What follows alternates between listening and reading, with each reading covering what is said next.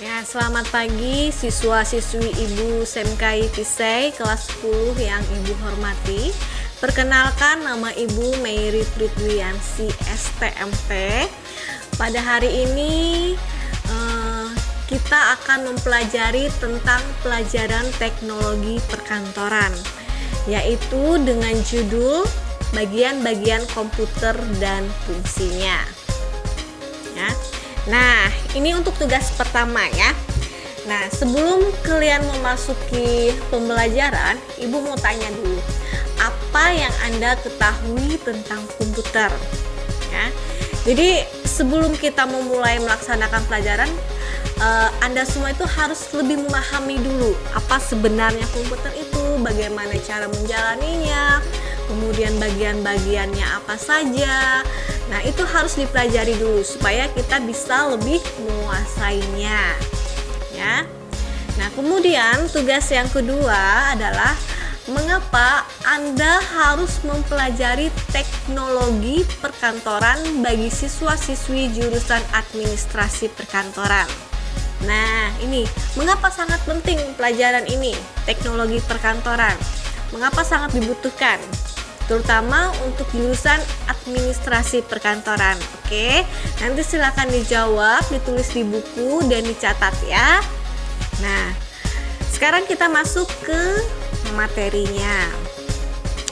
Nah, ini adalah kompetensi dasar ya, dan kompetensi dasar mata pelajaran teknologi perkantoran. Nah, kita masuk yang pertama ini, yaitu 3.1, memahami teknologi perkantoran, otomatisasi perkantoran, dan virtual office.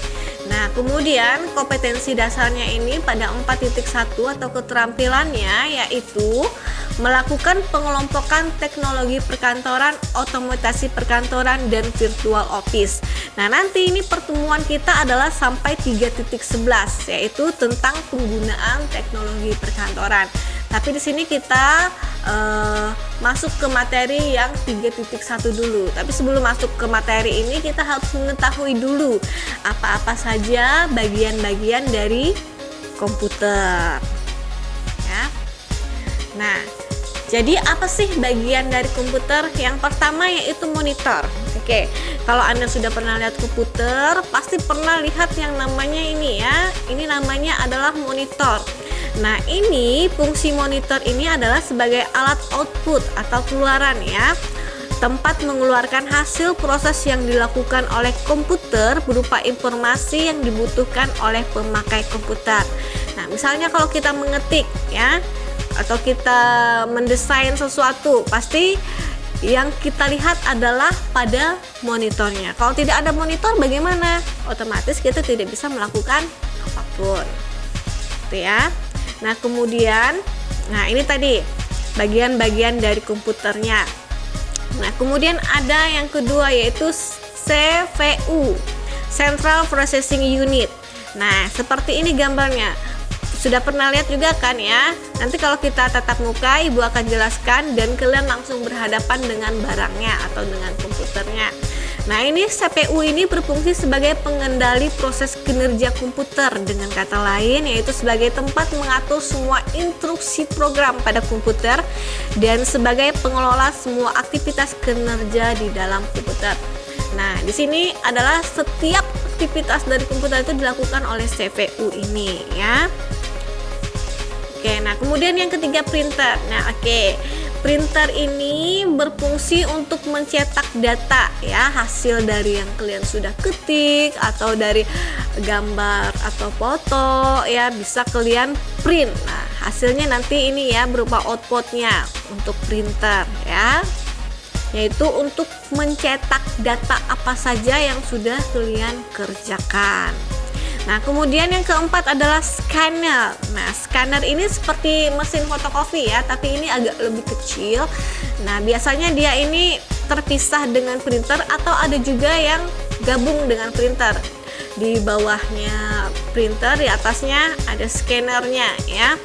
Nah, ini fungsinya adalah untuk mengcopy data objek dan dipindahkan ke dalam memori komputer dan hasilnya dapat dilihat pada monitor komputer. ya. Nah, nanti apa yang sudah kita scan ya, hasilnya nanti pada komputer itu terlihat. Nanti kemudian bisa juga kita sambil mengeditnya. Nah, kemudian mouse ya. Nah, ini mouse ya, seperti ini. Nah, seperti yang Ibu pegang ini namanya mouse ya. Nah, mouse ini berfungsi untuk menunjuk posisi kursor atau pointer pada layar komputer secara cepat ya. Nah, itu fungsinya untuk kita mengklik ya, segala macamnya. Nah, kemudian keyboard. Nah, ini keyboard. Kalau tidak ada keyboard bagaimana? Otomatis kita tidak bisa mengetik ya. Nah, sedangkan kalian jurusan administrasi perkantoran adalah kebanyakan nanti pekerjaannya adalah mengetik, membuat surat-surat, surat masuk, surat keluar ya, kemudian mengetik data ya. Nah, ini untuk mengetik atau memasukkan huruf, ada huruf di sini ya. Kemudian ada angka juga, ini bagian angka. Di sini juga ada bagian angka, kemudian karakter khusus ya, seperti ini ada di sini F1, F2, F3, kemudian dan seterusnya. Nah, nanti pertemuan selanjutnya Ibu akan jelaskan bagian-bagian dan fungsi dari keyboardnya ini sendiri ya. Nah, ini serta melakukan perintah-perintah untuk menyimpan file dan membuka file. Nah, ini yang dinamakan dengan keyboard. Oke ya. Nah, kemudian ini speaker. Nah, kalau Anda siswa-siswi yang suka mendengarkan musik ya atau menonton film, pasti membutuhkan yang namanya speaker ya. Speaker ini berfungsi atau merubah gelombang listrik dari perangkat audio menjadi gelombang suara atau getaran gitu ya. Nah, kemudian di sini ada modem. Apa sih kegunaan modem? Nah, ini pada zaman sekarang atau pada saat-saat pembelajaran daring sekarang sangat-sangat dibutuhkan yang namanya modem atau wifi sekarang ya. Nah, kalau yang pakai HP pakai data bisa ya. Nah, ini modem ini berfungsi sebagai alat komunikasi dua arah dan saat ini lebih digunakan untuk menghubungkan komputer ke jaringan internet. Nah, ini modem ini kita bisa mengakses berbagai informasi-informasi yang ada di internet ya. Nah, kemudian stabilizer. Nah, ini pasti pernah lihat ini ya. Nah, fungsinya ini adalah untuk menstabilkan tegangan listrik apabila voltase listrik turun. Nah, ya. Nah, kegunaannya untuk menstabilkan. Nanti di sini ada tanda power ya. Di sini berarti untuk dihidupkan. Nah, kalau tidak ada ini mungkin nanti kita pemborosan dalam pembayaran listrik ya. Nah, kemudian ada hard disk ya. Nah, fungsi hard disk ini adalah untuk menyimpan data komputer dan penyimpanan operation system atau OS serta sebagai alat booting komputer ya. Nah, ini namanya hard disk. Data apa saja yang Anda punya supaya nggak hilang di komputer atau kita amankan bisa kita simpan di hard disk ya. Atau yang namanya yang sering kita bawa kemana-mana itu flash disk ya, itu lebih kecil lagi. Fungsinya sama untuk menyimpan data kita juga.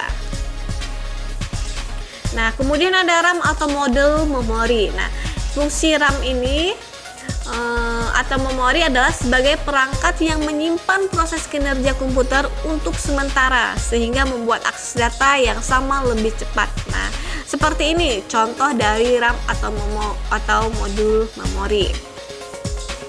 Ya, kemudian ada yang namanya power supply ya. Nah, seperti ini. Ini berfungsi sebagai penghantar arus listrik, kontrol voltase pada perangkat keras komputer. Nah, ini pasti pernah lihat juga ya seperti ini kalau menggunakan komputer ya. Nah, kemudian ada namanya kabel data. Ini banyak sekali macam-macam kabel data ya. Nanti pada pertemuan berikutnya Ibu akan jelaskan fungsi dari macam-macam kabel data ini. Fungsinya yaitu untuk mengirim data atau menerima data pada komputer ya. Nah, kemudian ada kabel VGA. Nah, ini biasanya digunakan untuk menghubungkan ke monitor ya atau fungsinya untuk menampilkan output atau hasil pengolahan data komputer dan selanjutnya bisa dilihat di layar monitor. Nah, seperti ini ya. Nah, kemudian ada fan atau kipas. Nah, fan atau kipas ini fungsinya sebagai pendingin perangkat komputer seperti prosesor atau hard disk ya. Nah, ini bisa kita lihat kalau kita hidupkan dia berputar atau menyala. Ini fungsinya untuk mendinginkan tadi supaya dia tidak terlalu panas komputernya ya. Nah, kemudian ada LAN atau card. LAN card namanya ya. Ini fungsinya menghubungkan antara komputer satu dengan yang lainnya dalam jaringan LAN ya. Nah, seperti ini gambar dari LAN atau card ya. Nanti kalau kita buka atau bedah komputernya nanti kita bisa lihat seperti ini. Nah, kemudian ada yang namanya motherboard. Nah, fungsi motherboard ini atau MOBO sebagai wadah atau papan sirkuit utama tempat macam-macam komponen elektronik yang saling terhubung yang memiliki chip BOS atau jalur-jalur dan juga konektor sebagai penghubung dari masing-masing perangkat yang terpasang. Nah, ini gambar dari motherboardnya ya. Nah, kemudian ada yang namanya prosesor ya, warna hijau ini ya. Prosesor ini adalah fungsinya untuk merespon dan mengolah segala instruksi yang menghidupkan komputer. Nah, nanti sebelum kita mulai, Ibu akan menjelaskan bagaimana cara menghidupkan komputernya. Oke ya. Kemudian ada headset. Nah, ini headset pasti sudah familiar sekali bagi kalangan anak muda ya, terutama untuk yang suka mendengarkan musik, nonton film, pakai headset itu boleh ya. Nah, ini headsetnya adalah untuk mendengarkan suara dan berbicara dengan perangkat komunikasi atau komputer ya, fungsinya. Nah, kemudian ada mikrofon ya. Ini mikrofon seperti ini. Kalau punya Ibu ini besar, nanti yang seperti gambar ini kecil. Namanya sama, mikrofon juga ya. Ini adalah untuk menangkap gelombang suara dan mengubahnya menjadi arus listrik. Nah, ini suara kita supaya bisa terdengar ya, dan suaranya bisa terdengar nyaring. Nah, kemudian ada CD room. Nah, CD room ini sebagai tempat untuk proses burning CD ya, atau copy CD dan install software menggunakan CD atau DVD. Nah, seperti ini contohnya. Contohnya seperti gambar di samping ini ya. Biasanya kalau kita punya film bisa kita putar untuk menontonnya ya. Nah, kemudian ini yang namanya CD tadi ya, untuk menyimpan data ya. Nah, seperti ini pasti sudah tahu semua ya. Nah, ini fungsinya tadi flash disk ya. Tadi ada hard disk, yang ini flash disk. Yang ini flash disk sama ya, fungsinya untuk menyimpan data juga. Cuman ini lebih kecil dan mudah dibawa kemana-mana gitu ya. Nah, kemudian ada webcam. Nah, ini adalah sebagai alat bantu pada komputer, misalnya untuk melihat gambar orang yang diajak chatting ya. Ini webcam ini seperti kamera ya. Kamera kalau kita punya HP itu seperti kamera HP depan gitu ya, namanya webcam. Nah, kemudian ada yang namanya joystick ya. Nah, seperti ini gambarnya joystick. Ini sebagai alat bantu untuk memainkan permainan atau game. Nah, bagi yang suka main game ini, terutama laki-laki ya, pasti tahu yang namanya joystick. Pasti membutuhkan ini, ada 3 warna ya, merah, putih, kuning ya. Kemudian ada yang hitamnya. Nah, nanti kegunaannya akan Ibu jelaskan pada pertemuan berikutnya. Nah, kemudian ada sound cards. Nah, fungsinya ini adalah sebagai penghubung output audio ke speaker ya. Nah, speaker penghubung input suara ke komputer melalui mikrofon tadi. Nah, ini fungsinya ya. Dari kita seperti ini dihubungkan oleh yang namanya sound card. Oke, kemudian ada yang namanya UPS ya. Ini adalah untuk menyimpan atau menyediakan arus listrik tambahan. Nah, ini biasanya diperlukan ya. Nah, kemudian adanya barcode ya, barcode. Fungsi barcode ini untuk membaca kode yang berbentuk kotak ya. Nah, seperti ini. Biasanya kalau kita sering belanja di Indomaret atau di Alfamart atau dimanapun toko swalayan yang ada komputernya, pasti mereka memiliki namanya barcode ini ya. Barcode ini untuk menentukan harganya ya. Nah, oke. Nah, itu tadi adalah ada 29 bagian ya dari komputer ya. Nanti pada kalau sudah bisa tatap muka, Ibu lebih enak menjelaskannya bagian-bagian dari komputernya. Untuk hari ini sekian dan terima kasih. Untuk tugasnya silakan dikerjakan di awal yang tadi ya. Salam sehat buat kita semua.